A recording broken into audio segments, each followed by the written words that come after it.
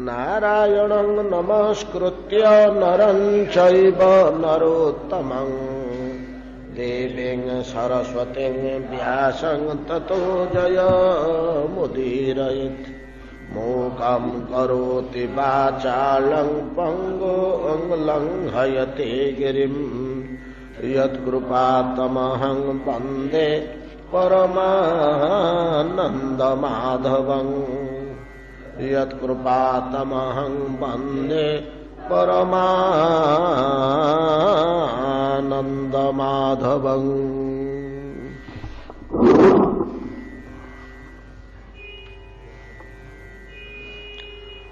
अनुग्रहोऽयं भवतः कृतो हि नो दण्डो सपाङ्क्ते खलु कळमशापहम् यद्वन्द्वसुखत्वम् अमुष्य देहिन क्रोधपि तेऽनुग्रह एव सम्मत तपः सुतपतं किमनेन पूर्वं निरस्तमानेन च मानदेन धर्मोऽथवा सर्वजनानुकम्पया जतो भवान् स्तुष्यति सर्वजीवः कस्यानुभावस्य न देव विद्महे तवाङ्घ्रिरेणुस्पर्शाधिकार यद्वाञ्छया श्रेयर्ललनाचरेत तप विहाय कामान् शुचिरं धृतव्रता।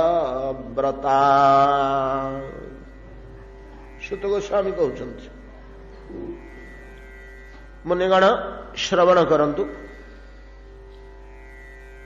मणिपूर्ण सुवर्ण थाली रे उपहार धरी निज निज हस्तरे महामूल्यमय मणि भिन्न भिन्न रंगर ता सुवर्ण थाली रे सुंदर भाव सजा होइछि। सेथुरु गोटे गोटे थालिका हाथ रे धरिचंती सर्पकन्यागण नागपत्नीगण बड़ बड़ घरर कन्या से माने सर्पकूल रे बड़ बड़ सर्प मानंगर कन्या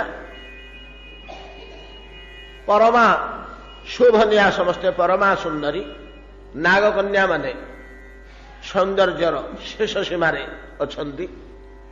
चतुष्पार्श्वे भगवान श्रीकृष्णଙ୍କର घेरी स्तव स्तुति कले। भग्न भोग कालियर शिर उपरे दंडायमान त्रिभंगी स्थान रे मधुर मनोहर मूर्ति नंदनंदन श्रीकृष्ण मृदु मृदु बंशी वादन करुछंती। रंग रंग अधर रे कुंद कुसुम तुल्य हास क्षीण हास शोभा पाउछि। तटस्थ नेत्र रे कालिंदर कूल रे समवेत गोप गोपी सखागण गाई ओ बाछुरी समस्ते त्रस्त नयन रे चाहिंचंती। कृष्ण खेलुछ नाचुछ जहा हूँ भल अच्छी। कृष्णर एपर्यंत किसी क्षति ହେଇନି एति केवल सांत्वना कहीं अच्छी शीघ्र कहीं पलि आसुनी बाहर को आम पाखु कहीं शीघ्र पलि आसुनी से भयंकर सर्पटा पाखे कहीं रही या समस्त चिंता। नागकन्यागण कालिय नागर पत्नीगण स्तव माध्यम बहुत सुंदर कथा कहले बड़ सुंदर कथा कहले। प्रभु आपणकर कोपटा मनुष्य पे अनुग्रह आपण रागिले मनुष्यर कल्याण हुए जेपरी बाप माँ रागिले दंड देले शिशुर बड़ कल्याण हुए बहुत भल हुए। बाप माँ जदि रागंती दंड दियंती पिलामानंगर बहुत कल्याण है बुद्धि स्थिर है पाठ पढ़ा भल है स्वभाव बदली जाए स्वास्थ्य भल रहे सब प्रकार है पिलामानंगर। सेथिपई तो बाप माने तांगु कड़ा कटकणा करती पिला केमिति भल हबो बोली तार जीवन केमिति उन्नत हबो बोली।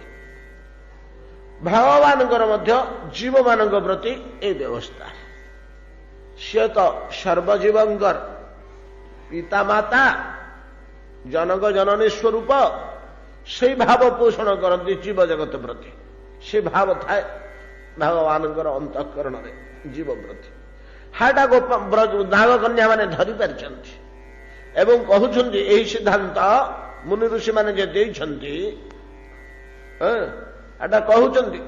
नाग कन्यागण जे प्रभु आपणकर कोप जीव पे अनुग्रह तार बहुत उपकार हुए बहुत कल्याण हुए आपण कालिय उपरे कोप करचंदी तार बड़ सौभाग्य ये कम कथा नुहे किंतु आमे गोटे कथारे बड़ आश्चर्य होचु प्रभु को कथारे आश्चर्य होचंदी नागकन्या माने गोटे दुर्लभ पदार्थ ये पाइला गोटे अलभ्य पदार्थ दुर्लभ मध्य नहीं जहाँ दुखरे मिले ताहा दुर्लभ जहाँ मोटे मिले ना शत चेष्टा कले मध्य ताहा अलभ्य दुर्लभ्य नुह अलभ्य अलभ्य पदार्थ ये पाइला सेटा ये केमती पाइला कस्यानुभावस्य नदेव विद्महे आमे जेते चिंता करचु का किसी धरी पारुनु यार कालियर अनुभाव ये अलभ्य वस्तु प्राप्तिर मूलरे तार कौन रही कर्म आमे किसी न विद्महे किसी धरी पारुनु बुझी पारुनु किंतु कौन ये कर्म कर कहला जे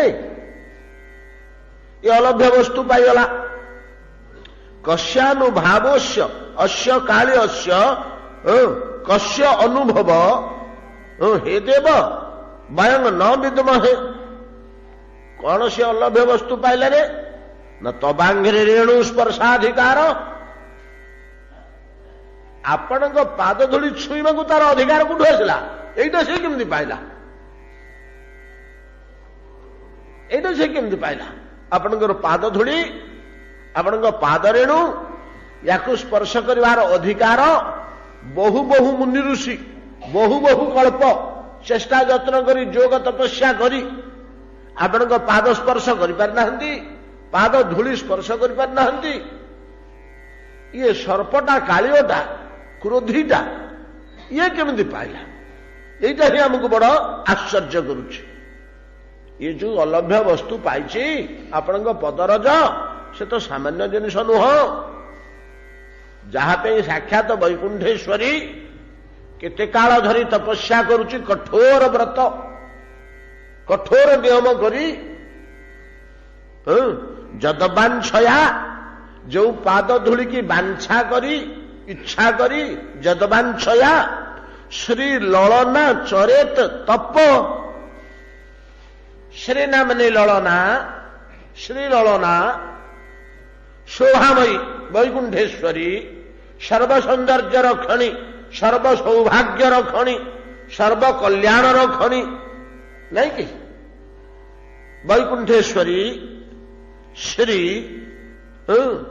चरेत तप घोर तपस्या करुछि किपरि न कामान विहाय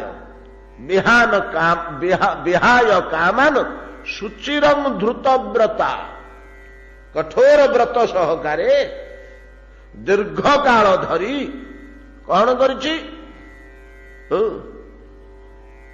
समस्त भोग विलास परित्याग पूर्वक कुसुखता पाखे नहीं कुभोगता पाखे नहीं कु वस्तुटार अभाव अच्छी तार किंतु से सब को परित्याग करी तपस्विनी तुल्य खंडे शुद्ध वस्त्र परिधान करी मुक्त केशरे त्रिसंध्या स्नान करी खरा वर्षा शीत सही अरण्य भितरे श्रीललना तपस्या करुच्ची कहीं जहा पाइबा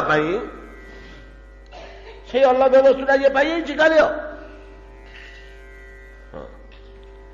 लक्ष्मी एभलिया तपस्या करथिले कि करथिले भगवान श्री कृष्ण रासमंडल भितरे जेतेबेले ब्रजांगना मानक सह विविध क्रीड़ा और लीला रे उद्भासित ही उठंती एवं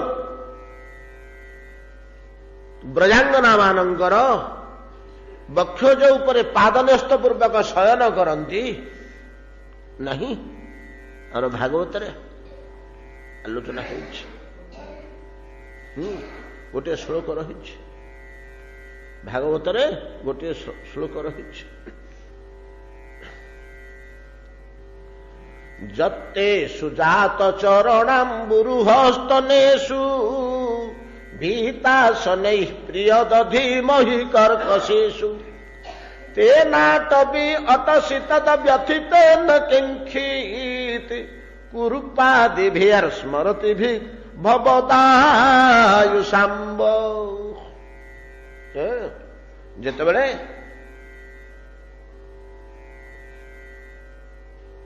ରାସମଣ୍ଡଳର ଶେଷରେ ଅର୍ଦ୍ଧାରେ ଭଗବାନ ଅନ୍ତର୍ଧ୍ୟାନ ହୋଇଗଲେ ଶ୍ରୀକୃଷ୍ଣ, ବ୍ରଜାଙ୍ଗନ ମାନେ ଖୋଜିଲେ, ବହୁତ କାନ୍ଦିଛନ୍ତି, ବହୁତ ଖୋଜିଛନ୍ତି। ଓହୋ, ଯେ ଆର୍ତି ସେମାନଙ୍କର ଯେ ବ୍ୟାକୁଳତା, ଗୋଟିଏ ବ୍ୟାକୁଳତା ଆମେ ପାଉ ଭଗବାନଙ୍କର। ସୀତାଙ୍କୁ ହରାଇ କାତର କଣ୍ଠରେ ଏପରି ବ୍ୟାକୁଳ ହୋଇ କାନ୍ଦି କାନ୍ଦି ଅରଣ୍ୟରେ ବୁଲୁଥିଲେ ଯେ ପାର୍ବତୀ ଭଳିଆ ଲୋକଙ୍କର ମୋହ ଆସିଗଲା। ଏ ଭଗବାନ ହେଇଥିଲେ ଏଡେ ବି କଳ ହନ୍ତେ, ଏଡେ ବି କଳ ହନ୍ତେ, ଏ ଭଗବାନ ହେଇନଥିବେ ପରା। ଏତାଦୃଶ ରାମଙ୍କର ବ୍ୟାକୁଳତା ଆମେ ଶାସ୍ତ୍ର ମାନଙ୍କର ପାଇଛୁ। କୃଷ୍ଣଙ୍କୁ ହରେଇ ବ୍ରଜାଙ୍ଗନା ମାନଙ୍କର ବ୍ୟାକୁଳତା ତାର ଶତ ସହସ୍ର କୋଟି ଗୁଣ ବେଶୀ। ରାମଙ୍କର ଅରଣ୍ୟ ଭିତରେ ଯୋଉ ବ୍ୟାକୁଳତା ଆମେ ପାଇଲେ, ବ୍ରଜାଙ୍ଗନା ମାନଙ୍କର କୃଷ୍ଣ ହରେଇ ଯୋଉ ବ୍ୟାକୁଳତା ପ୍ରକାଶ ପାଇଲା, ରାମାୟଣର ବ୍ୟାକୁଳତା ଅପେକ୍ଷା କୋଟି ଅନନ୍ତ ଗୁଣରେ ବେଶୀ। ଏଇଭଳିଆ ବ୍ୟାକୁଳ ହୋଇଛନ୍ତି। ଗଛ ଲତା ସମସ୍ତେ କାନ୍ଦିଲେ ବ୍ରଜାଙ୍ଗନା ମାନଙ୍କର କ୍ରନ୍ଦନ ଶୁଣି, ସମସ୍ତେ କାନ୍ଦିଲେ। ଯାହାକୁ ଯୋଉଠି ଦେଖିଲେ କେବଳ ଅଶ୍ରୁ ନୟନରେ ଛିଡା ହୋଇଛନ୍ତି। ଏମାନଙ୍କର କାନ୍ଦୁଣି ଏଇଭଳିଆ ଥିଲା। ସେତିକି ବେଳେ ସେ ଗୋଟେ ପଦ କହିଛନ୍ତି, ଆମକୁ ବଡ ବାଧୁଛି ଶ୍ୟାମ ସୁନ୍ଦର, ଆମେ ଆଉ ସହ୍ୟ କରିପାରିବୁନି। ଯେଉଁ ପାଦ କୋମଳ ପାଦପଦ୍ମ ଦୁଇଟି ଭୀତାସନୈ ପ୍ରିୟଦଧି ମହି କର୍କଶେଷୁ, ଆମମାନଙ୍କର କଠୋର ବକ୍ଷଜରେ ପୀଡା ପାଇବ ବୋଲି ହୃଦୟରେ ଧାରଣ କଲାବେଳେ ଆପଣଙ୍କର ପାଦକୁ ଭୀତାସନୈ, ବଡ ଆସ୍ତେ ଭୟରେ ଆମେ ହୃଦୟରେ ଆପଣଙ୍କର ପାଦପଦ୍ମକୁ ଧାରଣ କରୁ। ଏତାଦୃଶ କୋମଳ ପାଦ ବର୍ତ୍ତମାନ ଅନ୍ଧକାର ରାତିରେ ଅରଣ୍ୟ ଭିତରେ କଣ୍ଟା, ଖୁଣ୍ଟା, ଲଟା, ପଥର, କଙ୍କର, କର୍କଶ ସେଥିରେ ଆପଣ ବୁଲୁଛନ୍ତି। ସେ ପାଦ ଦିଟା କଣ ହବନି? ସେଇଟା ଆମକୁ ବାଧୁଛି, ସେଇ ଜିନିଷଟା ଆମକୁ ବାଧୁଛି। ଭାଗବତର ଭାବଟାକୁ ଗ୍ରହଣ କରିବାକୁ ହବ ନା। ଯତେ ସୁଜାତ ଚରଣାମ୍ବୁରୁହ ସ୍ତନେଷୁ ଭୀତାସନୈ ପ୍ରିୟଦଧିମହି, ସେ ପ୍ରିୟ ପାଦ ଯୋଡିକୁ ହୃଦୟରେ ଧାରଣ କଲା ବେଳେ ଭୀତା ସନୈ, ସନୈ ବୋଲେ ଅତି ଆସ୍ତେ ଆମେ ହୃଦୟ ଉପରେ ଥଉ। ଆଉ ଭୟରେ ଭୟରେ ଭୀତାସନୈ ପ୍ରିୟଦଧିମହି କର୍କଶେଷୁ, ସେଇ ପାଦ ଅଟବି ଅରଣ୍ୟ ଅନ୍ଧକାର ରାତ୍ରିରେ ବୁଲୁଛି। ତେନା ଅଟବି ଅଟସିତ ବ୍ୟଥିତେନ କିଞ୍ଚିତ୍ କୁର୍ପାଦିଭି, କୁର୍ପା କୋଉଠି ଖପରା, କୋଉଠି କଙ୍କର, କୋଉଠି ଗୋଡି, କୋଉଠି କଣ୍ଟା, ଏଗୁଡାକ ସବୁ ରହିଛି ଅରଣ୍ୟ ଭିତରେ। ସେଇଥିରେ ସେ ପାଦ ବିଚରଣ କରୁଛି। କୁର୍ପାଦିଭି ଭବଦାୟୁଷାମ୍ବ।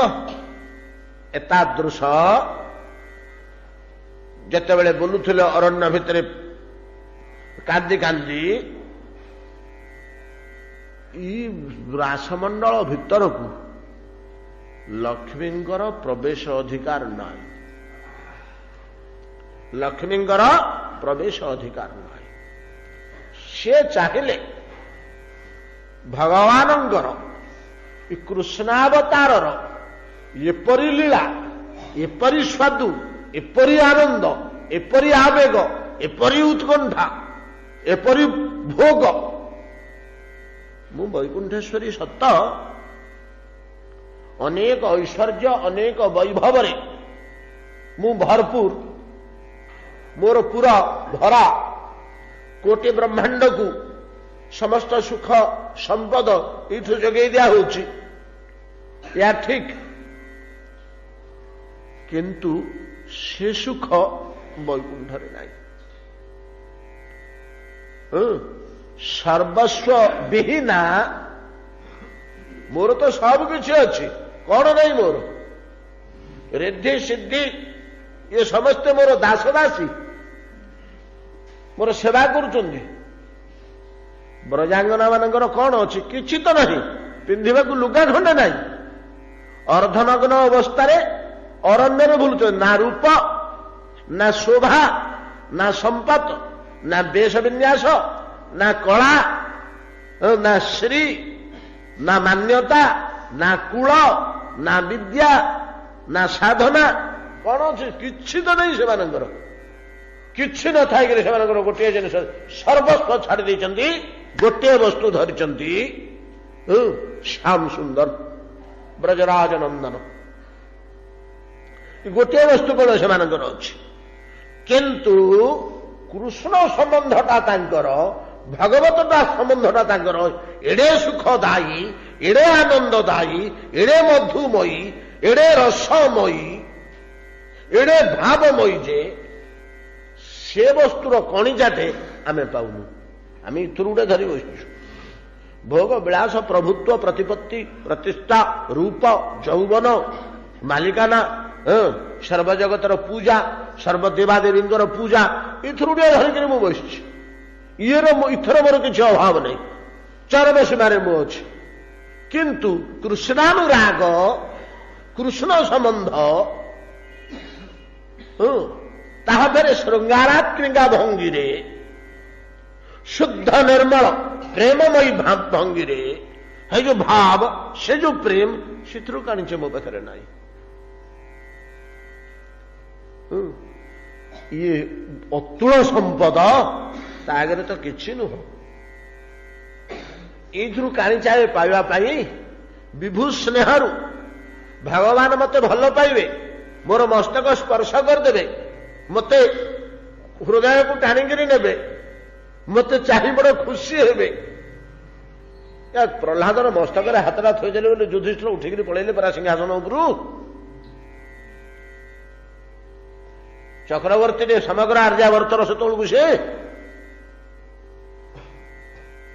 नारद कहू कहते कहीदेले, प्रहलाद को मुंडे हाथ थोक ऋषि हाउसी पकईले, जमी ता देह एकदम शीतकंठित ही उठिला, शिहरी उठिला, कि गोटे सुखरे से आखि बुझी पकेला। प्रभु केड़े सुख, आपण परस केड़े सुख, उठिकी पळेले।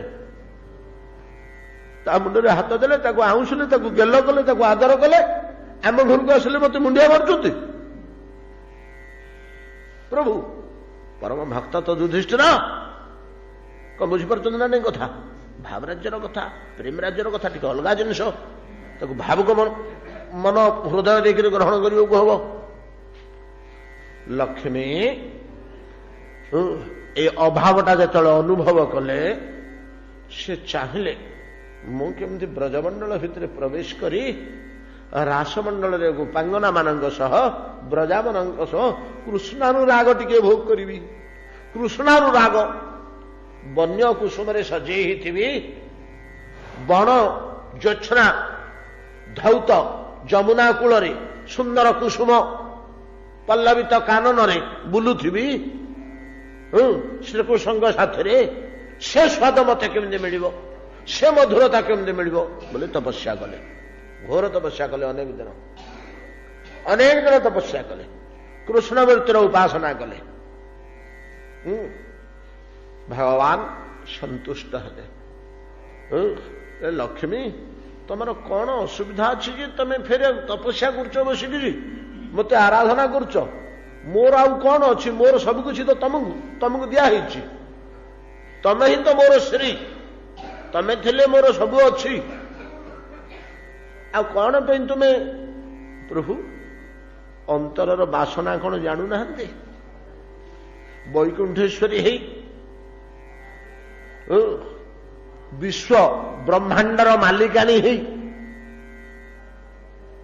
एथरे की सुख पाइबे? विपुल ऐश्वर्य, विपुल वैभव, जहा ब्रजांगना माने जो स्नेह आपणठू पाउचंती जो सुख आपणठू पाउचंती जो अनुराग आपणठू पाउचंती ता तुलना रे एउडा तो किछि नुह फिका जिनिस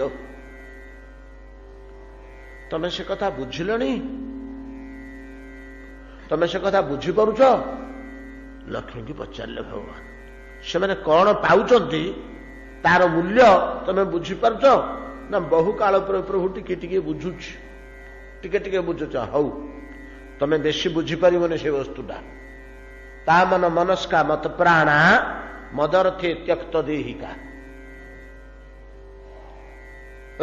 से मो छड़ा आउ किछि नाई मु अछि तो सब अछि मु नथिले आउ किछि नाई तमर तो रूप अछि यौवन अछि प्रभुत्व अछि प्रतिपत्ति अछि अन्नपूर्णा तुम्हें जगतमयी वैभव अच्छी केते कथा तुमर अच्छी से किछि नाई मु गोटे जिनिस केवल अच्छी मु मध्य नहीं मो स्नेह टिकक ही संबल या छड़ा पाखे संपत्ति किछि नहीं जदि तार मूल्य तुम बुझिलनी ठीक अच्छे तुम्हें पारिबनी से भलिया सर्वस्व त्याग करी मत अनुराग मो प्रेम ही सब किछि तापे बोलिक सर्वस्व जाऊ सर्वस्व परित्याग पूर्वक मते भल पाइबा सर्वस्व सह मते भल पाइबा या भीतर किछि प्रभेद अछि सब किछि सह सब किछि हाथ रे धरी मो पाखरे समर्पण करी मते भल पाइबा सब फेंगी फोपाड़ी देई मते भल पाइबा या भीतर टिके प्रभाव अछि तमर से स्वभाव नुहे लक्ष्मी तमे तो पारिबनी तमे गोपी ही पारिबनी तमे ब्रजांगना ही पारिबनी से भाव तुमर आसबनी प्रभु ताहले कौन मुझे सुखरु वंचित हेबी जो कृष्णानुराग कृष्ण प्रीति रूपक महासुख भोग कर ब्रजांगनागण से चिरकाल वंचित हेबी ना किछि अंशरे पाइब किछि अंशरे पाइब कृष्ण को पाइबा को चाहूच तो ठीक अच्छे तुम्हें गोटे सुवर्ण सूत्र ही रासविलास काल मो गलारे रहिबो सुवर्ण सूत्र सुनार सूताटे अर्थात चेन टे हे गलारे रहिबो रासविलास काल कृष्णावतार मु तुमको ए प्रकार हृदय धरी किंतु मूर्तिमती है तुम गोपी हो पार नहीं हरा बड़ कठिन जिनिस तो यही कथा कहते ब्रजांग गोपांगनागण नागकन्यागण जो प्रभु जार पादरज जार सेवा जार संस्पर्श पाइबा पाई श्री ललना चरेत तप तपस्या करुछि एतादृश पादरज ये कालिय सर्पटा केमती पाइला कालिय नागटा केमती पाइला तो सर्पटे ये पूर्वे कौन तपस्या करथिला आमे जानू महामहायोगी गण महामहामुनि ऋषि गण जो माने सब किसी परित्याग करचंती ननाक पृष्ठंग न च सार्वभौम न पारमेष्टंग नरसाधिपत्यम न जोग सिद्धि पुनर्भवम बांछन्ति तत्पादरज प्रपन्ना आपण पादरजर मूल्य जी बुझिचंती आपण पादरजर मूल्य जी बुझिचंती तार सुख तार स्वाद तार माधुरी जे जानिचंती से माने एटाक छुअंती नहीं नाकपृष्ठम इंद्रत्व देवत्व स्वर्गभोग सार्वभौम पारमेष्टम नहीं कि ब्रह्मत्व शिवत्व प्रभृति पारमेष्टम न रसाधिपत्यम अनंत ब्रह्मांडर मालिकाना न जोग सिद्धि अतुलनीय जोग सिद्धि अपुनर्भवम भा एपटिके निर्माणादि मोक्ष पर्यंत छुअंती आपण पादरजर मूल्य जी बुझुंट से गोटे जिनिस केवल से चाह बसती। ये श्लोकटी भागवत 3 जगह अच्छे ନାଇଁ କି? ଏଇ ଯୋଉ ଶ୍ଲୋକଟି ଦ୍ୱାଦଶ ସ୍କନ୍ଧ ଭିତରେ 18,000 ଶ୍ଲୋକ ଭିତରେ 3 ସ୍ଥାନରେ କହିଛନ୍ତି ସୁଖଦେବ ଗୋସ୍ୱାମୀ। ପ୍ରଥମେ କୋଉଠି କହିଲେ? ବୃତ୍ରାସୁର ଚରିତ୍ରରେ ପ୍ରଥମେ କହିଲେ। ବୃତ୍ରାସୁର ଚରିତ୍ରରେ କହିଲେ ତୃତୀୟ ପାଦଟାକୁ ଟିକେ ବଦଳେଇକି ନନାକ ପୃଷ୍ଠମ ନଚ ପାରମେଷ୍ଟ୍ୟଂ ନ ସାର୍ବଭୌମଂ ନର ସାଧିପତ୍ୟଂ ନ ଯୋଗ ସିଦ୍ଧିଂ ଅପୁନର୍ଭବଂ ବା। ଏଠି ଅଛି ବାଞ୍ଛନ୍ତି ତତ୍ପାଦ ରଜ ପ୍ରବନ୍ନା। ସେ କହୁଛନ୍ତି ସମଞ୍ଜସ ତ୍ୱାଂ ବିରହସ୍ୟ କାଙ୍କ୍ଷେ। ବୃତ୍ତାସୁର କହୁଛି ପ୍ରଭୁ ଆପଣଙ୍କ ପାଦ ତଳେ ମୁଁ ସେବକ ହେଇ ପଡିଥିଲି, ଖସି ପଳେଇ ଆସିଛି ଆଡକୁ, ଯୋଉ ବିରହ ମୁଁ ଭୋଗ କରୁଛି ଏଗୁଡାକ ସାର୍ବଭୌମ ପାରମେଷ୍ଟ୍ୟ ଏସବୁ ନିର୍ବାଣ ଏଗୁଡାକ ଆପଣଙ୍କ ବିରହ ସାଥିରେ କେହି ସମାନ ନୁହନ୍ତି। ଆପଣଙ୍କ ବିରହ ଯୋଉ ଦୁଃଖ ଦଉଛି, ଯୋଉ ଯନ୍ତ୍ରଣା ଦଉଛି, ଏଗୁଡାକ ତାକୁ ପୂରଣ କରିପାରିବେ ନାହିଁ। ସମଞ୍ଜସ ତ୍ୱାଂ ବିରହସ୍ୟ କାଙ୍କ୍ଷେ। ଆପଣଙ୍କର ବିରହରୁ ମୋର ଏଗୁଡା କିଛି ଦରକାର ନାହିଁ। ଏହାର ତାତ୍ପର୍ଯ୍ୟ ଏଗୁଡାକ ମୋର କିଛି ଦରକାର ନାହିଁ, ଆପଣ ମୋତେ ପାଦ ତଳକୁ ନେଇଯାଆନ୍ତୁ ପ୍ରଭୁ। ତା ପରବର୍ତ୍ତୀ ଶ୍ଲୋକରେ କହୁଛି ବୃତ୍ରାସୁର ଅହଂ ହରେ ତବ ପାदैକ ମୂଳଂ ଦାସାନୁଦାସ ଭବିତାସି ଭୂୟ ଭୂୟ ପୁନର୍ବାର। ଆପଣଙ୍କ ଅହଂ ହରେ ତବ ପାदैକ ମୂଳଂ, ଆପଣଙ୍କ ପାଦ ତଳେ ମୋତେ ଆଜି ଆଉ ଥରେ ଦାସ କରିଦିଅନ୍ତୁ, ଆଉ ଥରେ ଦାସ ଭୂୟ ପୁନର୍ବାର। ପୂର୍ବେ ଯେପରି ମୁଁ ଆପଣଙ୍କ ପାଦ ତଳେ ଦାସ ଥିଲି, ଅହଂ ହରେ ତବ ପାदैକ ମୂଳଂ ଦାସାନୁଦାସ ଭବିତାସି ଭୂୟ। ମୁଁ ଆଉ ଥରେ ଆପଣଙ୍କ ପାଦ ତଳରେ ଦାସ ହେବି ପ୍ରଭୁ, ମୁଁ ଇଆଡେ ରହିବିନି। ସେଇଠି ଏ ଶ୍ଲୋକଟି ବୃତ୍ରାସୁର କହିଛି। ଆଉ ଥରେ ପୁଣି ଏ ଶ୍ଲୋକଟି କୋଉଠି କୁହାହେଇଛି? କାଳିୟ ନାଗ ଏଠି କହିଛି। ଏଇ ଶ୍ଲୋକଟି ପୁନର୍ବାର ବ୍ରଜାଙ୍ଗନା ମାନେ ରାସ ଲୀଳା ଶେଷରେ କହିଛନ୍ତି। ଏ ତିନିଟା ଭକ୍ତକୁ ଏକାଠି କରନ୍ତୁ। କାଳିୟଟା ଏଇ ଶ୍ଲୋକରୁ ପ୍ରମାଣିତ ହଉଛି କାଳିୟଟା ଅସାଧାରଣ ଭକ୍ତଟେ, ଭଗବାନଙ୍କର ଅସାଧାରଣ ଭକ୍ତଟେ।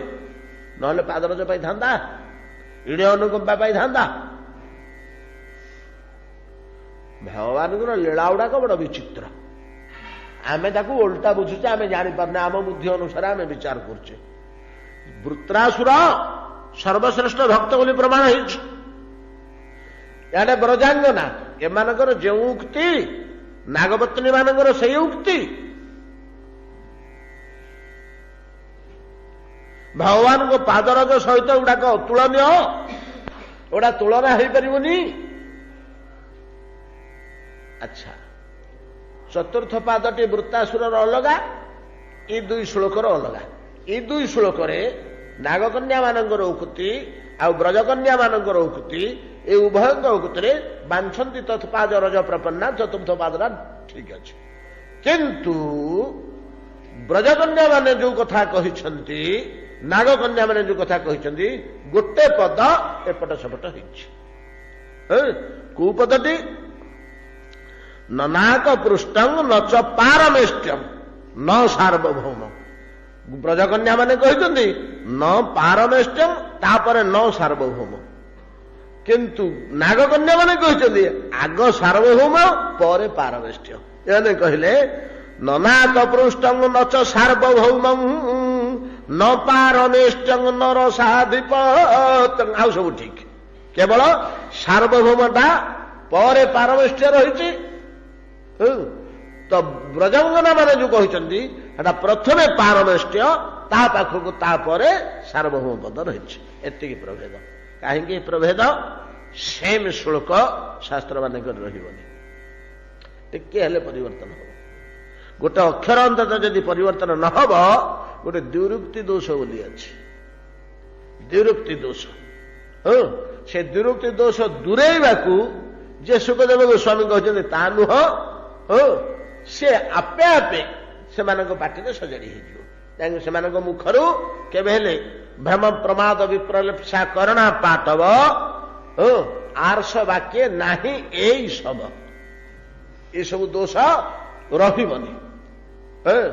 किंतु एतिक विचार करतु सुखदेव गोस्वामी मुहरु 7 दिन भितर यही पादरज संबंधी श्लोकटा 3 थर बाहरी परगित कान 3 थर पड़ी तेणु भगवान पादरजर मूल्यायन करंतु यहीटा जो कालिय पाई नागपत्री मैंने आश्चर्य होती कि कथा यही जिनिसटा ये अलभ्य वस्तुटे दुर्लभ वस्तु मध्य नुह जोड़ाक दुख कष्ट कले मिल जाए सेटा दुर्लभ जोड़ा जेते चेष्टा कले मध्य मिलेनी सेटा अलभ्य अलभ्य वस्तुटे ये केमिति पाइला ननाक पृष्ठं न च सार्वभौम न पारमेष्टं नर साधिपत्यं न जोग सिद्धं अपुनर्भवं वा वाञ्छन्ति तत्पादरज प्रपन्ना तदेश नाथाय दुरापमन्ये स्तमोजने क्रोधवशोहीश संसार चक्रे भ्रमत शरीरिण जदिच्छत स्यात् वैभव समाख्य प्रभु आपण पाद धूलिर महिमा कौन कहबू आपण पाद धूलिर महिमा कौन कहबू एई पाद धूली आपणकर पादरज एपरी महनीय जे एपरी पवित्र जे एपरी महान जे संसार चक्र रे भ्रमण करुथिबा लोक न पाऊ खाली जदि विचारी देला मनरे मत टिके मिलंदा कि मत टिके विष्णु पादजक मिलंदा कि मत टिके भगवान को पादरज मिलंदा कि प्रभु मत टिके पादरज दौन एत जदि विचारी देला ताको माया छुईबनी ताको माया स्पर्श करबनी अनायास से आपण को प्राप्त हबो मोक्ष प्राप्त हबो निर्वाण प्राप्त हबो ताकू माया आउ छुईबो नाही जदि संसार चक्र रे भ्रमण करुथिबा माया कबल रे कबलित होइथिबा परम दुख जातना रे जीवन यापन करुथुवा मनुष्य मनरे बांछंती खाली भावी देला इच्छती इच्छा कला मत टिके मिलंदा कि मत टिके कुआर मिलंदा प्रभु को पाद धूल टिके मिलंदा कि बड़ भल हंदा कूठू मु पाइबी कूठी मिलिबो सहज कथा कौन भले टिके मिलंदा बोले भल हंदा तार जदि इच्छा होइगला मु टिके केमिति पांती सेतिके यथेष्ट प्राप्ति दूरे थाउ प्राप्ति दूरे थाउ आपणक पाद धूल की इच्छा करदेले पाइबी बोली लोभ करदेले लालसा जदि जात होइगला भगवान को पादर जटिके मत के मिलंदा ताहले आ तक माया स्पर्श कर परिबोनी नागवत्री माने कहउचंदी प्रभु तदेश नाथाप दुराप मन्यते गला संसार चक्रे भ्रमत शरीरिणो जदि इच्छतः जदि चाहिए लोभ कले लालसा कले इच्छा कले संसार चक्रे भ्रमत शरीरिणो जदि इच्छत स्यात् विभव समक्ष आ तार किसी चिंता नहीं से अनायास उद्धार हो जदि इच्छा कर पकेला खाली प्राप्ति तो दूर कथा एतादृश दुर्लभ वस्तु ये दुर्लभ वस्तु नागराज सर्पटे विषधरटे से पाइला तुमको बड़ा आश्चर्य लगुच आपण लीला बड़ वैचित्र्यपूर्ण प्रभु कौन ताकू आप दौरान केमिति से कुबाटे पाउची ये जो शास्त्र नियम अच्छी से नियम कुआड़े कुआड़े गला नहीं कि महा असतकर्मा अभक्ष भोजी की आपण नहीं यज्ञ पीठर जदि बसैबे हाँ हाँ तू यज्ञ करे शुद्ध निर्मल ब्राह्मण को परित्याग करी वेदज्ञ ब्राह्मण को परित्याग करी नहीं कि भागवत नहीं कि ସ୍ପଷ୍ଟ ଭାବରେ ଭଗବାନ କହୁଛନ୍ତି ଯଜ୍ଜୁହାଗ୍ରେ ବର୍ତ୍ତତେ ନାମ ତୁଭ୍ୟମ୍ ସ୍ୱାଦୋପି ସଦ୍ୟ ସବନାୟ କଳ୍ପତି। ଯାହା ପାଟିରେ ନିରନ୍ତର ହରିନାମ ବାହାରୁଛି ହେଟା ସ୍ୱାଦ।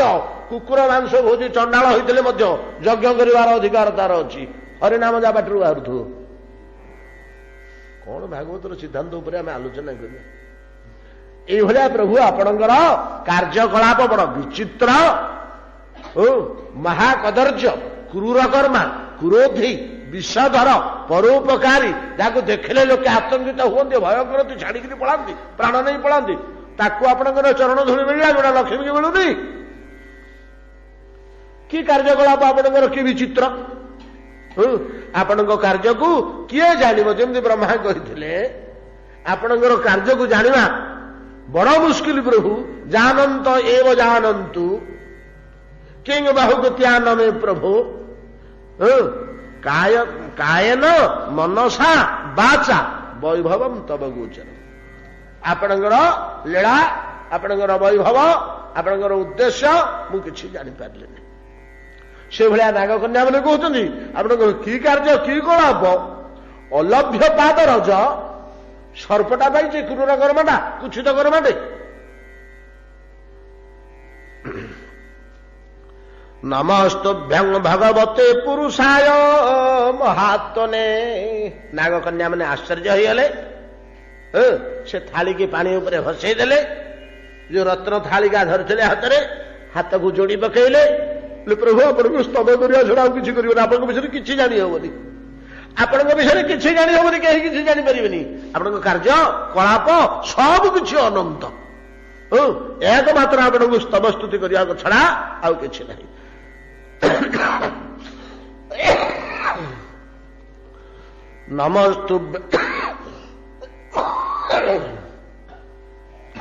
ନମସ୍ତୁଭ୍ୟଂ ଭଗବତେ ପୁରୁଷାୟ ମହାତ୍ମନେ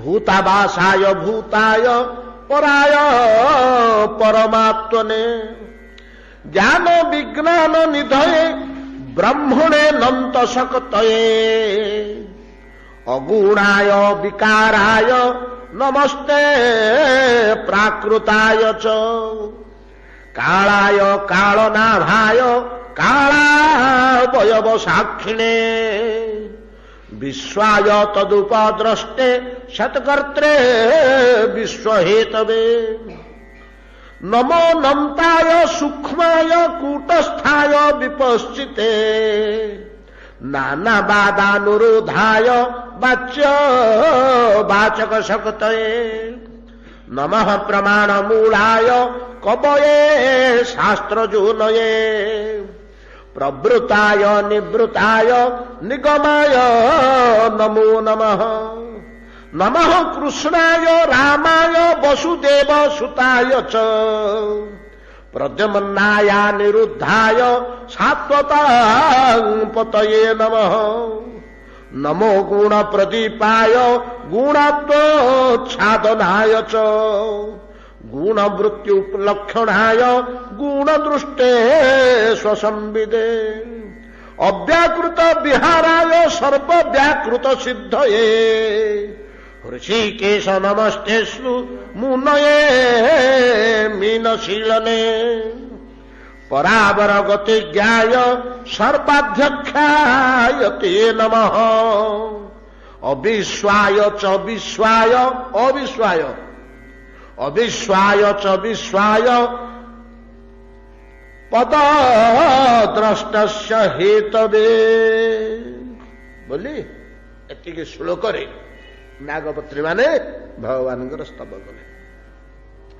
जो 8टी श्लोक 10टी श्लोक नागपत्री माने कही सनातन धर्मर वेद वेदांत पुराण इतिहास भितर जेते मत अच्छी षडदर्शन समेत सबुतक एठी रहिला सबुतकर सिद्धांत याको यदि फिटेई बसिब गोटे गोटे पद गोटे गोटे शास्त्र को धोइବାକୁ पड़ो।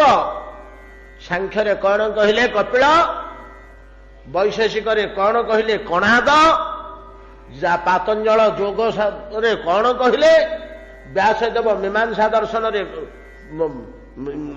ବେଦାନ୍ତ ଦର୍ଶନରେ କଣ କହିଲେ, ଉପନିଷଦ ମାନେ କଣ କହୁଛନ୍ତି, ଯେତେ ପ୍ରକାରର ସନାତନ ମତ ଅଛି ସବୁତକ ଏଠି ରହିଗଲା ତ ଗୁଣ, ସବୁତକ ରହିଗଲା। ଦେଖିବାକୁ ସିନା ଏଡ଼ିକି ଏଡ଼ିକି ଛୋଟିଆ ଛୋଟିଆ ପଦ ଯୋଡ଼ିଏ ଲେଖେ, ଅବିଶ୍ୱାୟ ଚ ବିଶ୍ୱାୟ, ଅବିଶ୍ଵ ସିଏ ବିଶ୍ଵ ନୁହନ୍ତି ବୋଲି କୋଉ ଶାସ୍ତ୍ର ପ୍ରମାଣ କରୁଛି, ସେ ହିଁ ବିଶ୍ଵ ବୋଲି କୋଉ ଶାସ୍ତ୍ର ପ୍ରମାଣ କରୁଛି। এইটা প্রমাণ করা আমাকে মাসে দরকার, সেইটা প্রমাণ করি বুঝিବାକୁ আমাকে মাসে দরকার। সকল শাস্ত্রর সার সার সিদ্ধান্ত গুড়িক একাঠি আনি থইদেলে সুখদেব গোস্বামী ভক্তিপূর্ণ স্তবরে বোধে সুখদেব গোস্বামী বিহলিত হয়ে পড়ছেন, সবতক সিদ্ধান্ত একাগে মনে পড়িগলা, পদে পদে পদ পদ করে বাহারি পড়লা। স্তব শেষে ভগবান সন্তুষ্ট হয়েছেন। ନାଗକନ୍ୟା ମାନେ ହାତ ଯୋଡ଼ିକରି କହିଲେ, ପ୍ରଭୁ କୃତାଞ୍ଜଳି ପୃତରେ ଆମେ ଗୋଟିଏ ଜିନିଷ ମାଗୁଛୁ, କିଙ୍କରିଣାଂ, ଆମେ ଆପଣଙ୍କର ଦାସୀ। କାହିଁକି ନା ଏ ଜଗତଟାକ ଆପଣଙ୍କର ସେବା ପାଇଁ ତିଆରି ହେଇଛି, ଆପଣଙ୍କ ସୁଖ ପାଇଁ ଏଇଟା ତିଆରି ହେଇଛି। ଏ ଜଗତରେ ଯାହା କିଛି ପଦାର୍ଥ ଆପଣଙ୍କର ସୁଖ ନିମନ୍ତେ, ଆପଣଙ୍କ କ୍ରୀଡ଼ା ନିମନ୍ତେ, ଆପଣଙ୍କର ଲୀଳା ନିମନ୍ତେ ସବୁତକ ତିଆରି ହେଇଛି, ନାଇଁ କି? ଝିଅଟିଏ ବାହାର କରୁଛେ, ଯେତକ ଆୟୋଜନ ଆମର ସବୁତକ ଯେମିତି ଝିଅଟି ପାଇଁ ଉଦ୍ଦିଷ୍ଟ, ନାଇଁ କି? ଯାହା କିଛି ଆମର ବ୍ୟବସ୍ଥା କରାହେଇଛି, ବିଶାଳ ଆୟୋଜନ, ଏ ସବୁ କନ୍ୟାଟି ପ୍ରତି ଉଦ୍ଦିଷ୍ଟ।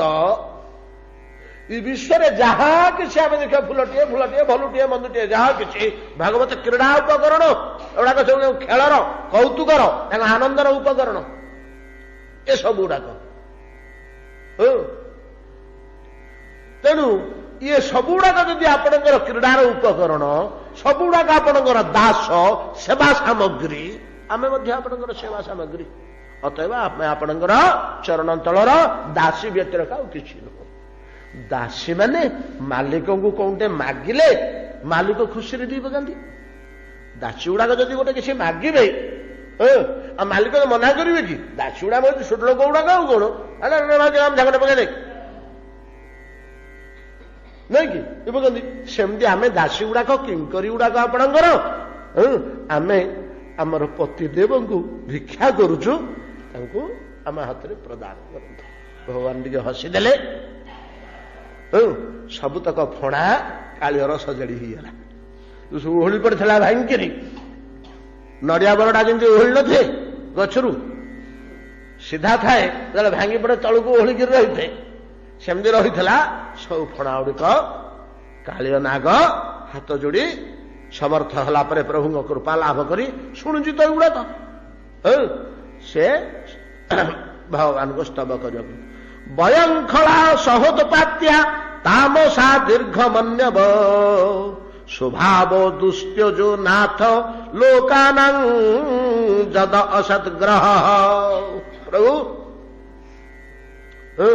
ବୟାନାଂ, ଆମେ ଗୁଡାକ ହଲୁ ସର୍ପ,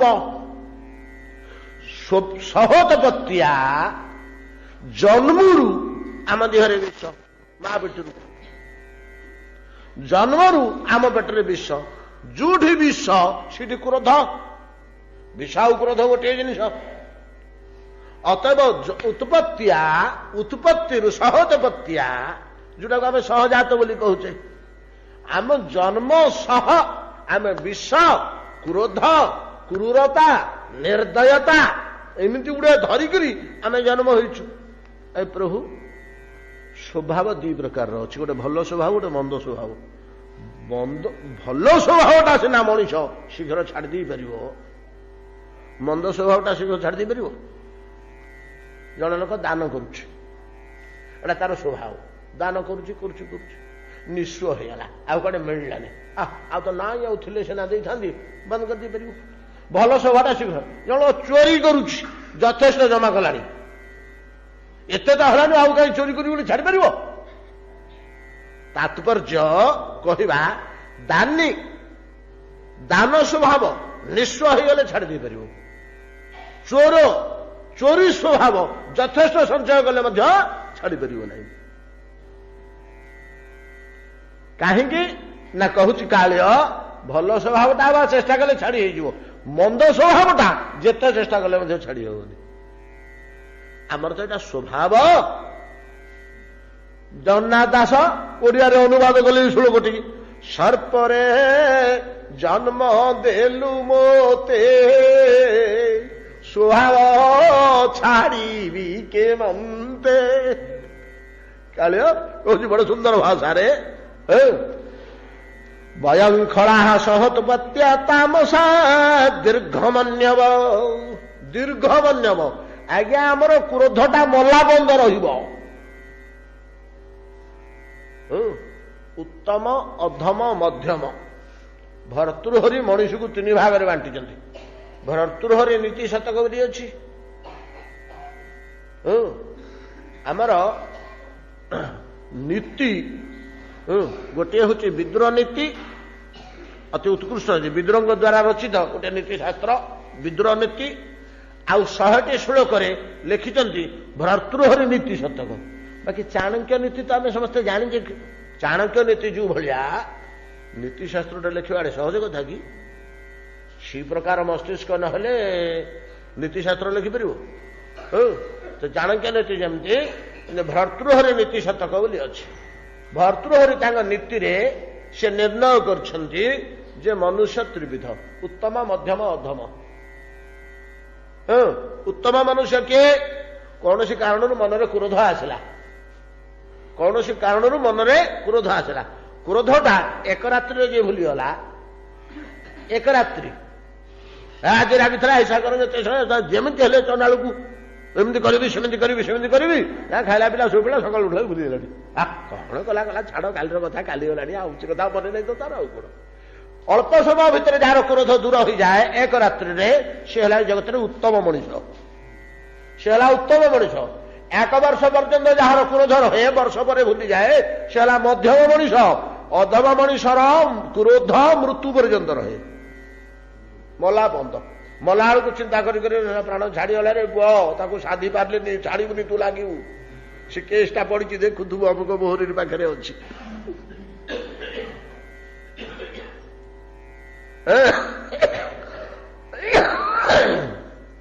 ଅତଏବ ଆମେ ଗୁଡାକ ହେଲୁ ଦୀର୍ଘମନ୍ୟବ। ଆମେ ଥରେ ରାଗିଗଲେ ପ୍ରାଣପଣେ ତାର ସର୍ବସ୍ୱ କ୍ଷତି କରିବୁ, ଛାଡ଼ିବୁନି। ଇଏ ହେଲା ଆମର ସ୍ୱଭାବ ପ୍ରଭୁ ବୋଲି କାଳିୟ କହୁଛି।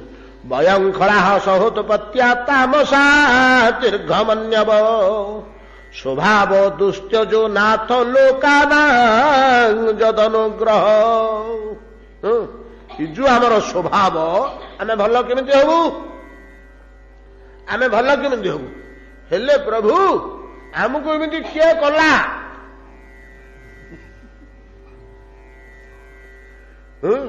ଜନ୍ମରୁ ବିଷଧର, ଅହି, ସର୍ପ, ଦୀର୍ଘମନ୍ୟବ, ଏ ପ୍ରକାର ଅତି କୁଚ୍ଛିତ ଜୀବନ, ଅତି କୁଚ୍ଛିତ ସ୍ୱଭାବ ଓ ଆଚରଣ କିଏ କଲା?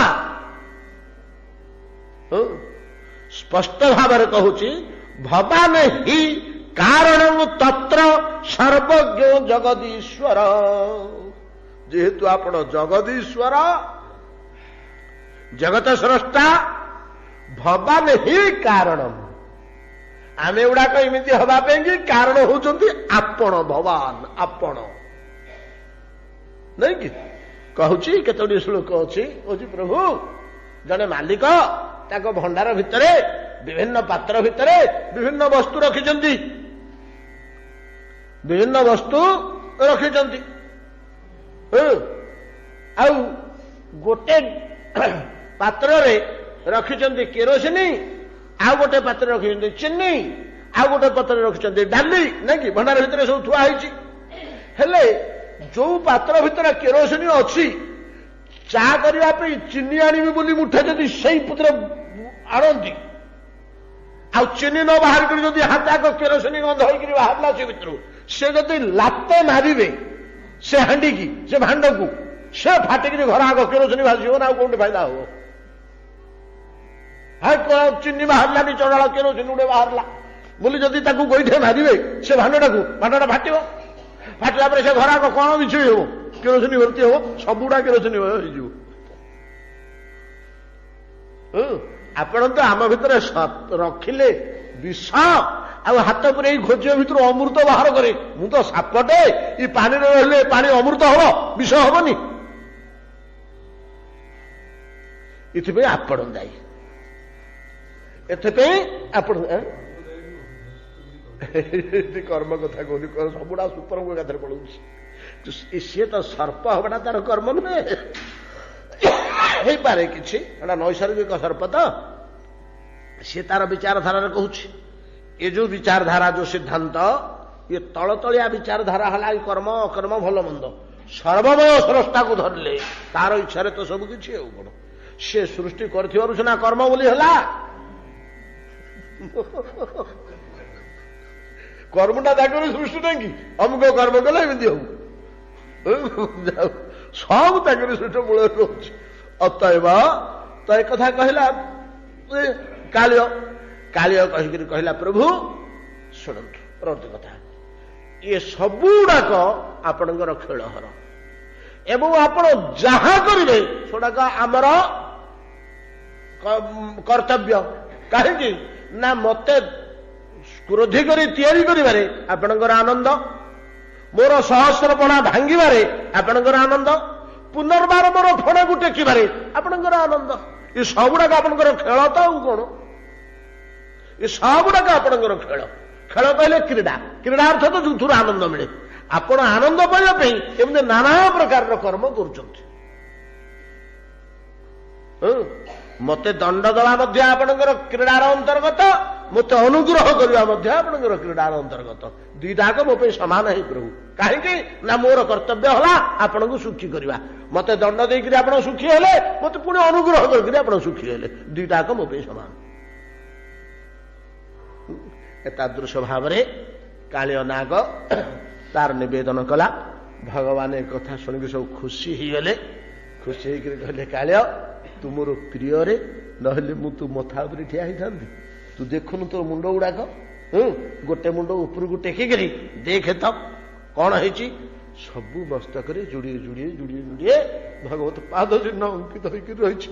କାଳିୟ ଆଖିରୁ ପ୍ରେମାସୁର ହେଲା, ପ୍ରଭୁ ଏଗୁଡା ଛାଡିଯିବ ନା ରହିବ ନା? ନାଇଁ ନା, ଛାଡିବନି, ତୋ ପୁଅ ନାତି ବଂଶ ପରମ୍ପରାରେ ରହିବ।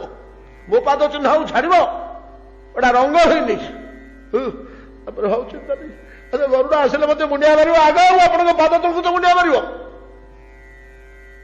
ଆପଣଙ୍କର ପାଦ ତଳେ ମୋ ମସ୍ତକ ଫଣା ଟେକିଦେବି, ଗରୁଡ କୋଟି ପ୍ରଣାମ କରିବେ ପ୍ରଭୁଙ୍କ ପାଦ ପୀଠ ବୋଲି, ପାଦ ଚିହ୍ନ ବୋଲି। ମତେ ଏଡେ ଅଭୟ କରିଦେଲେ ପ୍ରଭୁ। ଆପଣଙ୍କ କୃପାଟା କେତେବେଳେ କୋଉ ବାଟରେ ଆସେ, କେମିତି ଆସେ, ଆମେ ଅଧମ ଗୁଡାକ କଣ ବୁଝିବୁ ପ୍ରଭୁ। ବୋଲି କୃତକୃତ୍ୟ ହେଇଗଲା, ଖୁସି ହେଲା। ମୁଁ କୋଉଠି ରହିବି, କାଳିନ୍ଦୀରେ ଆଉ ରହିବିନି। ଆମକୁ ପାଣି ଟିକେ ମିଳୁନି ଏଠି, ମୋ ସାଙ୍ଗମାନେ ପାଣି ପିଇ ପାରିଲେନି, ମରିଗଲେ ସବୁ। ତୁ ପଳା ପଳା ଏଠୁ ଛାଡିକିରି, ଏ ବିଷ ଫିଷ ପୋଛିକିରି ଧରିକିରି ପଳା। କୋଉଠିକି ଯିବି ପ୍ରଭୁ? ନା ରମଣଙ୍କ ଦ୍ୱୀପକୁ ପଳା, ବଢିଆ ଜାଗା, ପ୍ରଚୁର ଖାଦ୍ୟ, ତୋର ପିଲା କୁଟୁମ୍ବ ନାତି ପଣ୍ଡାତି ସବୁ ଧରିକିରି ସେଠିକି ପଳା। ହଉ ବୋଲି ପ୍ରଣାମ କଲା, ପ୍ରଦକ୍ଷିଣ କଲା। ସକଳ ପରିବାର ଧରି କାଳିୟ ନାଗ ଯାଇ ରମଣଙ୍କ ଦ୍ୱୀପରେ ନିବାସ କଲା। ଏତିକିରେ ଆମର କାଳିୟ ଦଳନ ଲୀଳା କୃଷ୍ଣଙ୍କର ଶେଷ ହେଲା। ସମୟ ମଧ୍ୟ ହେଇଗଲାଣି। ପରବର୍ତ୍ତୀ ଲୀଳା ଆସନ୍ତାକାଲି ଦେଖିବା। ଏତିକିରେ ଆଜି ଭାଗବତ ବିଶ୍ରାମ କରନ୍ତୁ।